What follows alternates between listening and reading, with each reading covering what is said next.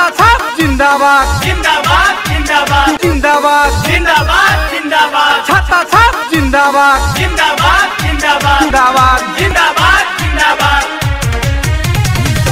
जनता समाजवादी पार्टी नेपाल देश हनुमाननगर कंकालनी नगर पालिका के मेयर पद के उम्मीदवार विकास प्रेमी समाज सेवी कर्मठ आ जनप्रिय आदरणीय शैलेश कुमार शाह, उपमेयर पद के उम्मीदवार श्रीमती सरिता देवी सिपलिया, तहिना हनुमाननगर कंकालनी नगर पालिका वार्ड नंबर 14 के अध्यक्ष पद के उम्मीदवार संघर्षशील कर्मठ जुझारू एवं जनप्रिय आदरणीय कृष्ण कुमार यादव क्रिस। पूरा गहुआ में नहीं के हालानो बा, पूरा कहत टोला मोहल्लानो बा। एहि बेर के चुनावी मैदान में आगू आले जनता के दुख दर्द आपत विपत में 24 घंटा तैयार रह वाला होनहार नेता कृष्ण कुमार यादव क्रिस जी तन मन धन से अपन वार्ड के जनता के सेवा करत आबि रहल अछि।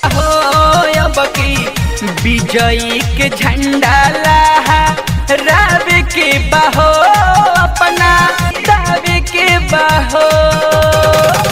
रामपुरा मल्हिनिया के पूर्व गाविसा अध्यक्ष स्वर्गीय बद्री नारायण यादव के सुपुत्र कृष्ण कुमार यादव क्रिस राजनीतिक पृष्ठभूमि से जुड़ल अछि। राजनीतिक जीवन में अपन पिता के संग बहुत अनुभव आ आरोह अवरोह पार करैत एहि बेर जनता के सेवा कर लेल आतुर अछि।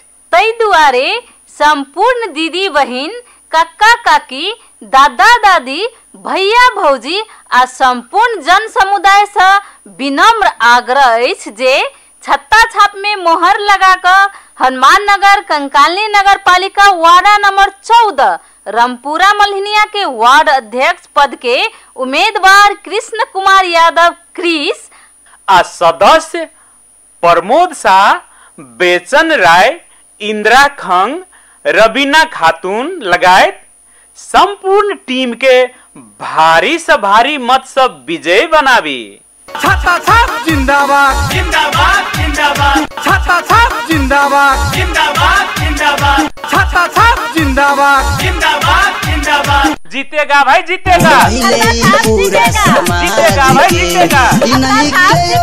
जिताइए भैया भुलाई छाता छाप के।